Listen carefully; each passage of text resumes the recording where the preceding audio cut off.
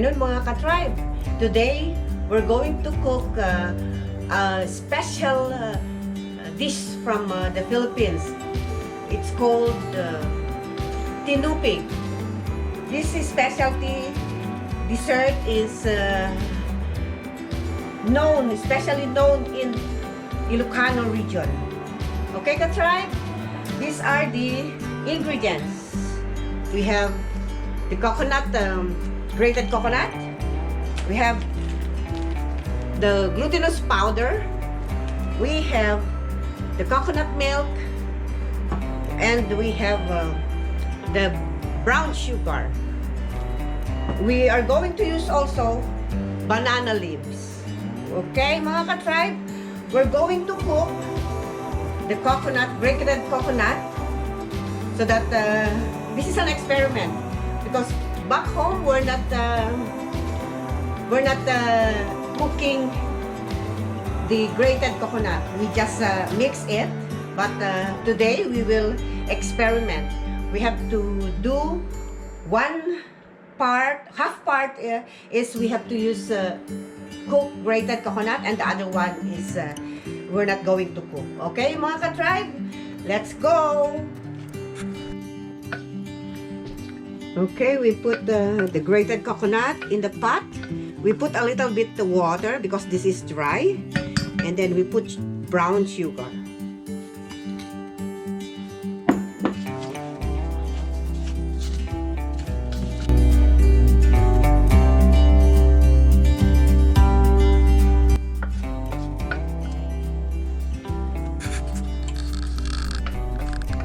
Okay, while we're cooking the coconut, we have to wipe the banana leaves. I wash this with hot water, and then now I have to wipe it so that we can use it clean.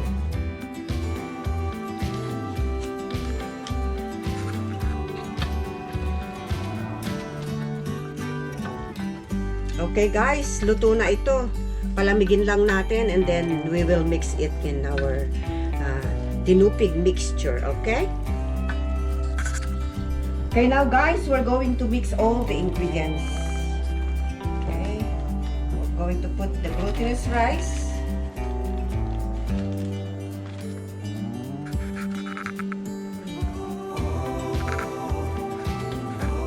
The coconut milk.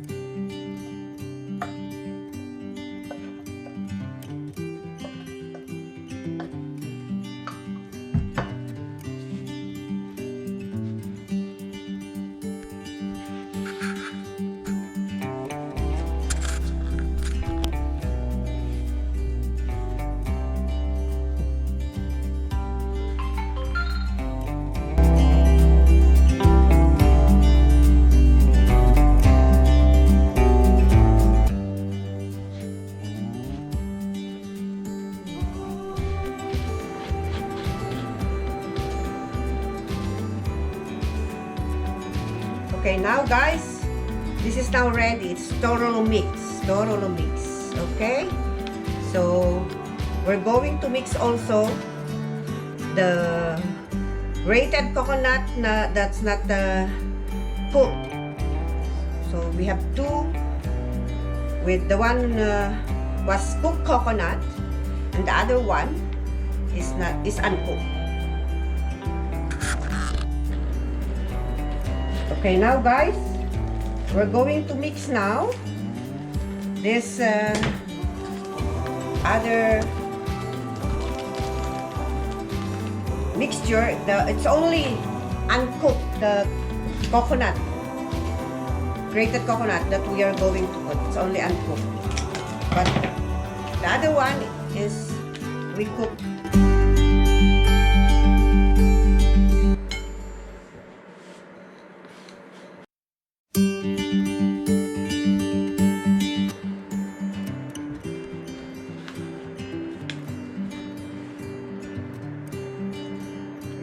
put the coconut milk.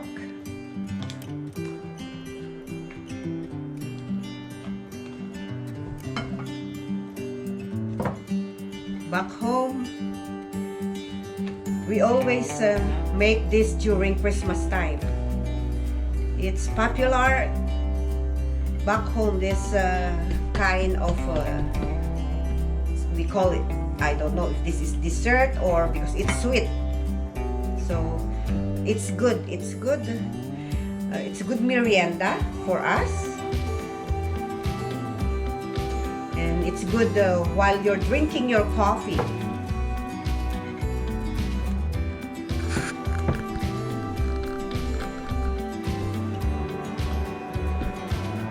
Okay guys, this is almost done. It's a little bit watery, but next time, if we put the coconut milk, we have to control it. We put a little, little by little, not to pour everything, because I pour it everything, so I did not control the coconut milk.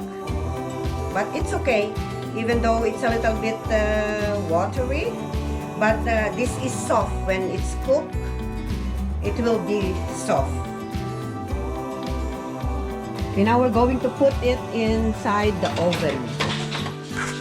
Mga ka-tribe, let's check it after 20 minutes. Yes, maybe we will put or we will flip. Okay. So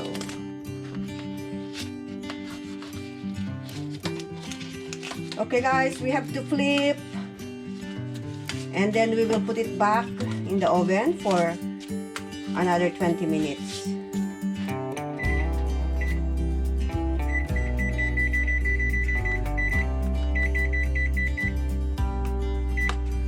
Okay, we're going to put it back inside the oven.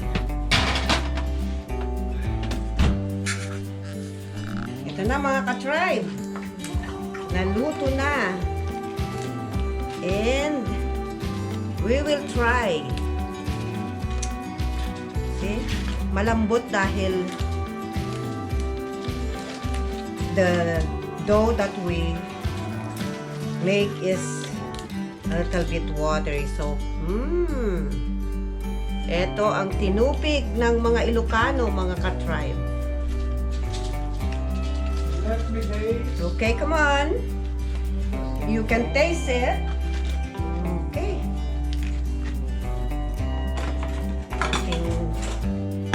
Tingin. I have to cut it.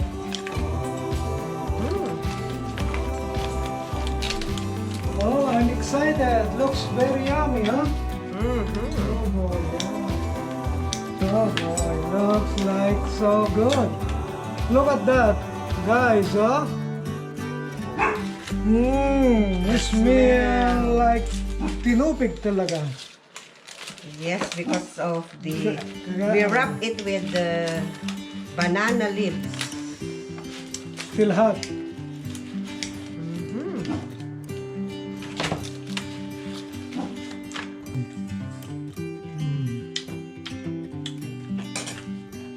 Kasi may area rin na parang medyo matigas-tigas. Yung sa dulo. Sa dulo. Kasi naka-open eh. It's open here, just like this one. Kaya para na rin crispy. Crispy na rin siya. Para na rin siyang naihaw. So, there's a bit.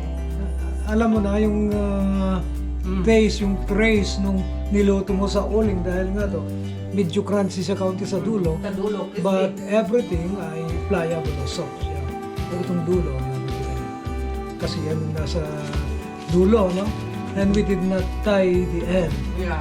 Okay. It's crispy, this one. Crispy. So it's good. At least there's a taste of, you know, crispiness. A little bit.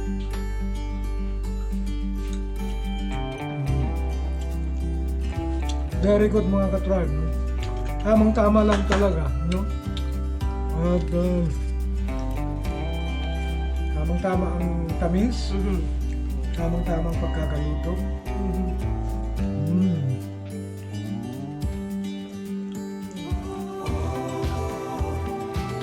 Actually, it should be put into 350 degrees Fahrenheit and then Yeah.